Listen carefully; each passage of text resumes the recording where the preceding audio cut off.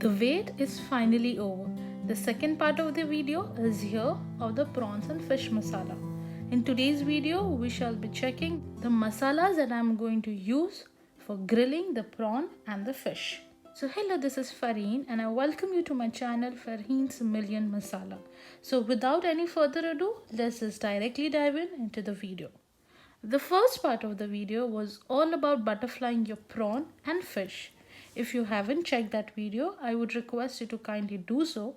I will link it into the description and it will also be there somewhere up on the I button.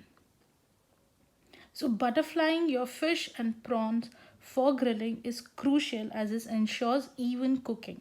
Let's check out our ingredients. The first being the prawns, which is 500 grams of prawns.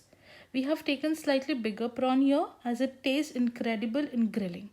Nevertheless, you could use what is best available for you. If you find tiger prawns or lobsters, then nothing like it. Next one is the fish.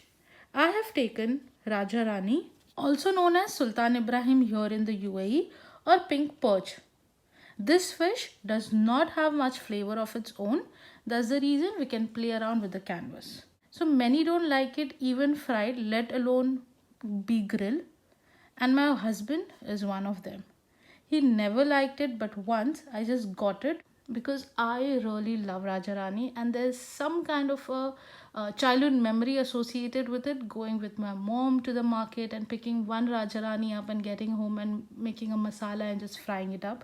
So I wanted my husband to taste the same. That is the only reason I used the following masala and I fried it for him once and it is his absolute favorite now. He couldn't even guess that that was Rajarani. So by this we really understand how tasty and delicious this masala is going to be. A tip here is that this fish tastes yum when it is tangy. So no conjuicy in the lemon juice or vinegar or amchur or dry mango powder. The alternative fish that you could use here are red sniper or hamur or any fish that you love. I personally avoid using flaky fish because I usually butterfly it and it becomes little difficult for me to handle it on the grill. The fish like tuna, salmon or cod or kingfish, I think those are best pan-seared or pan-grilled. So that's so much gyan on the fish and the prawns. So let's get into my favorite part, the masalas. The masalas that we are going to need are 1 tablespoon of Kashmiri Red Chilli Powder for the color, 3-4 tablespoons of spicy red chili powder for the spice, half tablespoon turmeric powder or haldi, half tablespoon black pepper powder or kali mirch ka powder, 3-4 tablespoon roasted and grounded cumin powder, which is bhuna kuta zira powder, 1 tablespoon coriander or dhaniya powder, 1 tablespoon or salt as per taste, 1 tablespoon fish fry masala, any brand, or if you don't have it, you can use chicken tikka masala or tandoori masala. It is just to give it a little tangy taste. 1 tablespoon of ginger garlic paste, 2 tablespoons of vinegar. You can substitute this for lemon juice also, or if you want it more tangy, you can add 2 tablespoons of vinegar plus 2 tablespoons of lemon juice. Half tablespoon mustard oil and butter for basting. All the masalas that you saw earlier on the plate, I'm going to mix it in the plate itself. So your prawn and fish masala is ready. You can even use this for frying the fish normally at home. I usually do that with the following steps and it's my family's favorite. What I'm going to do next is, in a mixing bowl, I'm going to add 1 tablespoon of ginger garlic paste, 1 tablespoon of vinegar I'm adding now. The other one I'll add later. You can do that at this point itself. Around 2 heaped tablespoons of the mixed masala. This masala is going to suffice us for the fish and the prawns that we butterflied. To dilute this even further, I'm adding 1 tablespoon of water and then later 1 tablespoon of vinegar. You could substitute this for lemon juice also. And later on, add half tablespoon of mustard oil. For the prawns, I'm going to add little bit of dry masala towards the end, just for that little bit of tangy coating. First, I'm going to take the fish which is butterflied and is resting on the countertop so that the water can drain off. You can pat dry it a bit with a paper towel, I'm going to take the desired amount of the masala and I'm going to rub it thoroughly onto the fish, and I'm going to keep it to marinate for 6 to 8 hours. Now add the butterflied prawn which have been resting on the countertops so that the water is drained completely. If you're in a hurry, you could always pat dry it. Coat the masalas completely in and out, not forgetting inside the shell. I prefer using my hands as it allows me to have a proper marination seep in or application.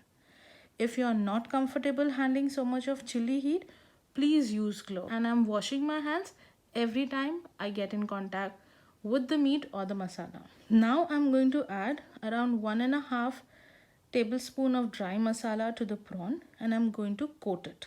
I like the barbecue ones to have more masala so that it can retain it while grilling. I'm going to marinate it for 6 to 8 hours, and the remaining masala I'm going to store it for further use. Heating our coal, I'm placing the grill rack where we are going to place a prawn on the rack.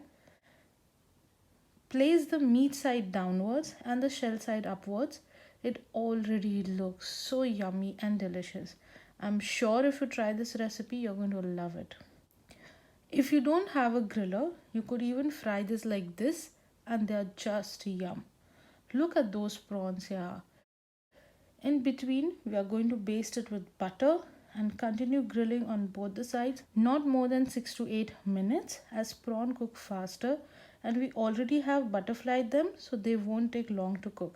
And trust me, chewy prawn is the least that we want.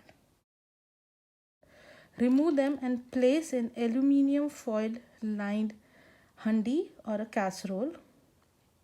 You can squeeze a lemon on all of it at this stage or squeeze on the individual servings. They are utterly yummy, I can guarantee you that. Have a look at this plate. It is just scrumptiously delicious. Now we are going to do the same with the fish. We are going to place the fish on the grill meat side down and we are going to grill it for 4 to 5 minutes on each side, and later removing them in an aluminium foil lined handi or a casserole. I hope you like this recipe. Do try this and tag us on Instagram and leave a comment as to how you have liked it.